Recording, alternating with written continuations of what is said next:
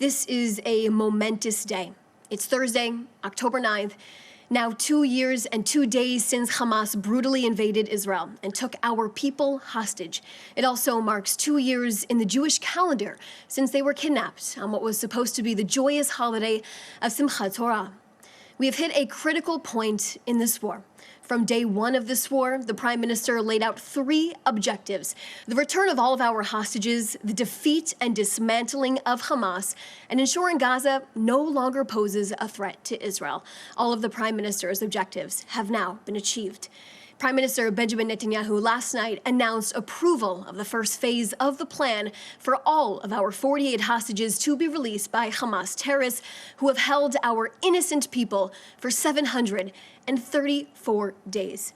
We have reached this moment, a historic moment orchestrated by Prime Minister Netanyahu, fought by our brave soldiers with tremendous sacrifice and bravery, but also with diplomatic success. This is a national and a moral victory for the state of Israel. The significant and difficult decisions the Prime Minister took to get to this point, including pushing forward militarily into Gaza City, targeting Hamas leaders in Doha, his powerful UN speech, and meeting with President Trump in the White House.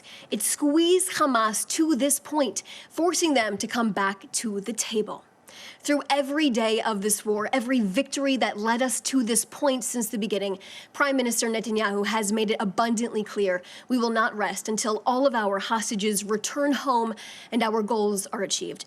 Returning our innocent hostages, the innocent human lives that have been starved, abused, and tortured in absolute filth and hell of a vile terror organization, has been a deep, personal undertaking for the Prime Minister. From the very bottom of his heart, he thanks President Trump and his team for their unwavering commitment to the sacred mission to free our loved ones in Hamas captivity. Through steadfast resolve and powerful military action and the great efforts of our great friend and ally, President Trump, we have reached this incredible turning point. In a phone call earlier this morning, Prime Minister Netanyahu thanked President Trump for his global leadership efforts to make this all possible.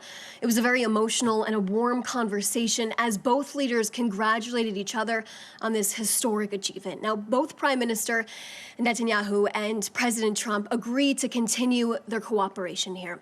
Now, here's what I can tell you right now about the significant details going forward about this approved first phase.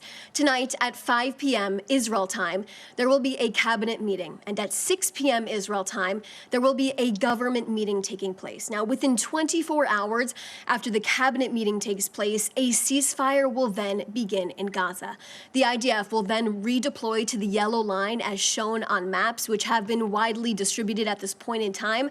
And now after this 24-hour period, the 72-hour time window will then begin, where all of our hostages will be released back into Israel. Now, the final draft of Phase 1 was signed this morning in Egypt by all parties to release all of the hostages. And the IDF will then redeploy to that yellow line we mentioned, which will lead to the military controlling and holding about 53% of the Gaza Strip. Now, Phase 1 stands very clear. All of our hostages, the living and deceased, will be released 72 hours later, which will bring us to Monday. Israel is preparing to receive our hostages in all conditions they may be in. This comes with the help from specialists and all main hospitals in Israel. They are ready with robust procedures that are in place. Israel is anticipating the handover of our hostages to be conducted with respect and decorum from Hamas, and will have no tolerance for our hostages to be paraded around like we have seen in the past. Hostages will then be transferred into the hands of specialized IDF forces. The great relationship between Prime Minister Netanyahu and President Trump is reflected in this plan, and we could not have reached this point without the magnificent relationship between the two of them. Everything between Washington and Jerusalem was in full coordination with each other, which was a strategy envisioned by the Prime Minister.